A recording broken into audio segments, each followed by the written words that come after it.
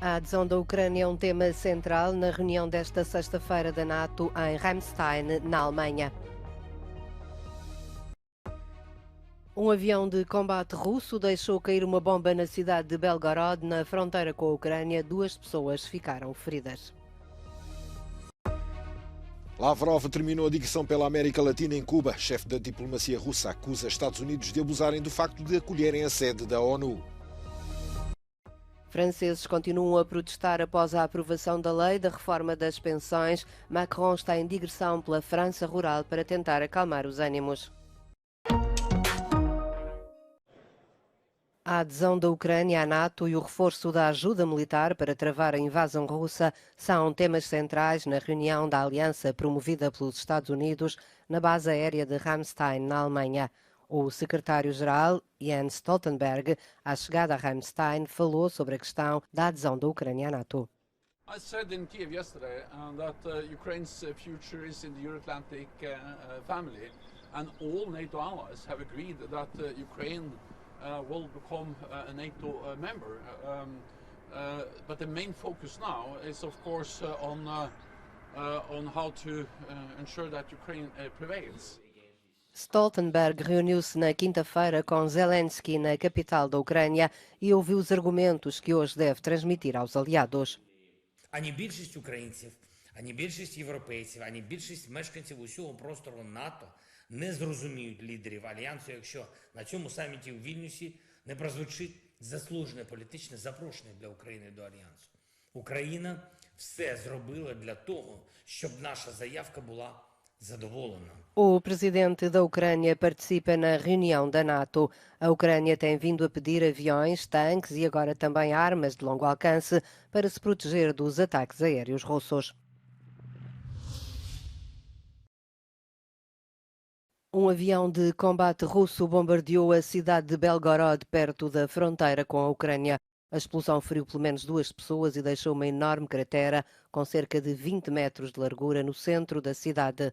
Segundo o Ministério da Defesa russo, um caça Su-34 descarregou acidentalmente as munições que transportava sobre a cidade russa e está em curso uma investigação.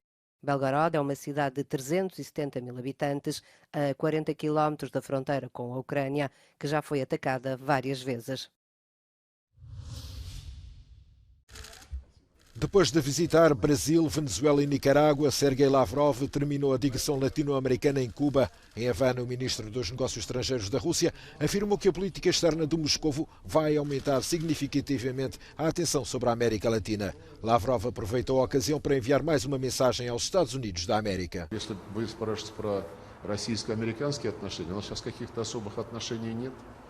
Мы только по необходимости обсуждаем те проблемы, которые возникают в деятельности наших посольств, ну и также в связи с тем, что американцы пытаются злоупотреблять своим положением, в частности, в качестве страны-хозяйки Организации Объединенных Наций.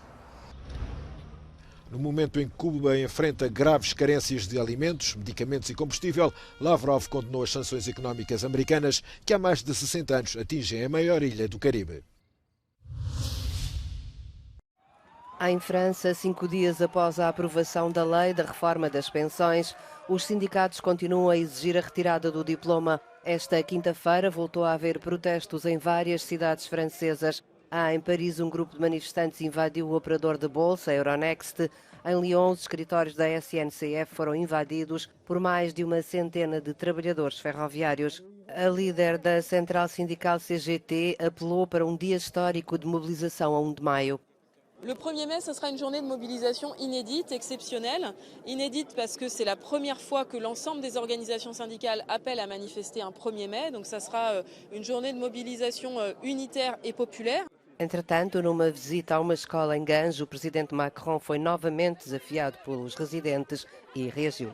C'est normal que la colère s'exprime, mais il faut continuer à avancer. Là, on va aussi continuer à avancer sur les projets d'école et tenir les engagements. Emmanuel Macron está numa digressão pela França rural para abordar os desafios locais e tentar acalmar os ânimos pela aprovação da reforma das pensões, após 3 meses de intensas manifestações e protestos por todo o país. O norte do Kosovo tem eleições locais este domingo, mas o mais provável é que a afluência às urnas seja muito reduzida. O principal partido dos sérvios do Kosovo, que são a maioria nos 4 municípios que vão a votos, está a boicotar a ida às urnas. Os municípios que fazem fronteira com a Sérvia não reconhecem as autoridades de Pristina e veem Belgrado como a sua capital. Nas ruas, a população manifesta o desinteresse pelo ato eleitoral. Gospođo, jel izlazite na izbore u nedjelju? Ne. Zašto? Ma neću, ne dolazi u obzir. Ma jo, kakvi? Zašto? Pa ne znam. Tako izvinim. Pa, ne izlazi niko što bi ja izašla. Da li mislite da će Srbi da izađu u nedjelju? Neće sigurno. Ali možda i neće biti izbora na kraju.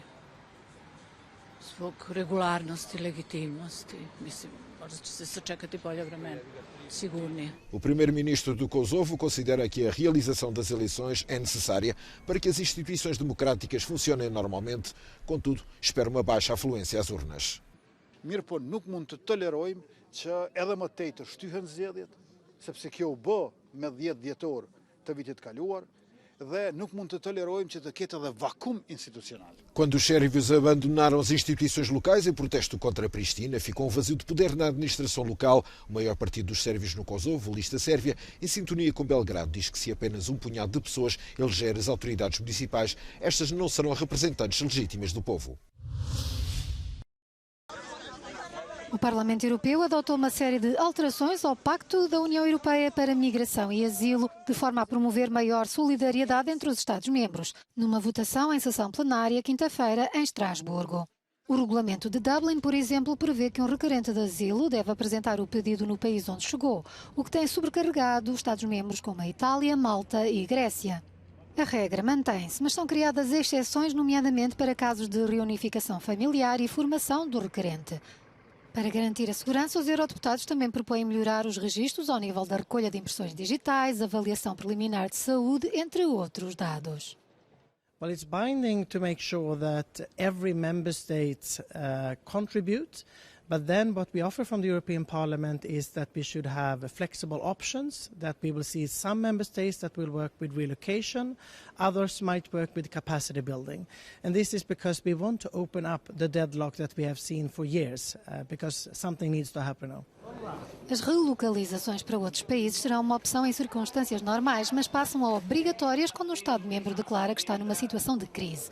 A Comissão Europeia teria então de avaliar essa declaração e pedido de apoio para fixar cotas de migrantes que seriam transferidos para outros Estados-membros.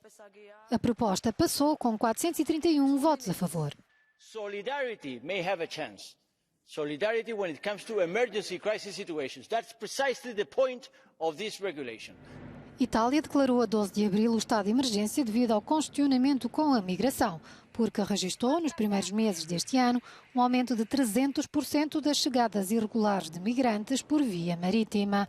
Já houve processos voluntários de solidariedade para a relocalização, incluindo o promovido por França em 2021, mas com pouco sucesso na transferência de números consideráveis de pessoas. O Parlamento Europeu vai agora debater estas propostas de alteração com o Conselho da União Europeia, que reúne os governos dos 27 Estados-membros. Organizações da sociedade civil estão pouco otimistas.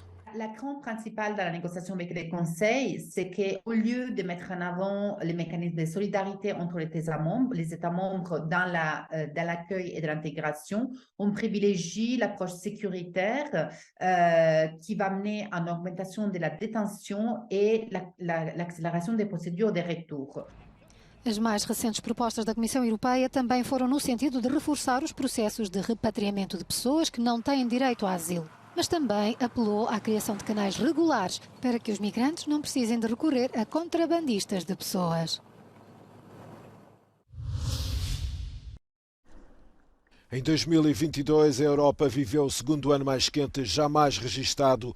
O relatório anual da Copernicus Climate Change Service mostra que a Europa também registrou no ano passado o verão mais quente, 1,4 graus acima da média recente, agravado por vários eventos extremos, incluindo ondas de calor intensas, condições de seca e grandes incêndios florestais. As temperaturas na Europa estão a subir ao dobro da velocidade da média global, mais rapidamente do que em qualquer outro continente. Grande parte da Europa sofreu ondas de calor intensas e prolongadas, sendo o sul da Europa especialmente afetado por um stress térmico muito forte. Globalmente, os últimos 8 anos têm sido os mais quentes de que há registro. As emissões de carbono dos incêndios florestais de verão foram as mais elevadas em 15 anos. Em 2022, as concentrações médias anuais globais de dióxido de carbono e metano atingiram os níveis mais elevados alguma vez medidos por satélite. Os glaciares nos Alpes sofreram uma perda recorde de 5 km cúbicos de gelo. O Starship, o grande foguetão da agência espacial SpaceX, explodiu no ar depois de uma descolagem bem-sucedida. As razões da explosão ainda não são conhecidas. A explosão é certamente um revés para o programa espacial, mas a SpaceX desdramatiza.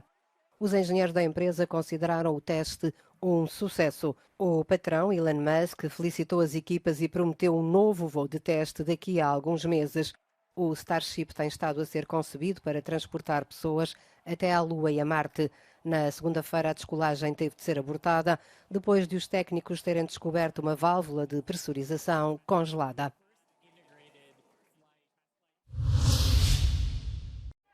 A acusação contra Alec Baldwin por causa do tiro fatal que matou a diretora de fotografia Alina Hutchins durante as filmagens de Rust vai ser retirada.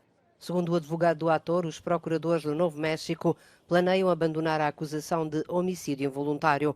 A defesa de Baldwin diz satisfeita e encoraja uma investigação adequada dos factos e circunstâncias deste trágico acidente.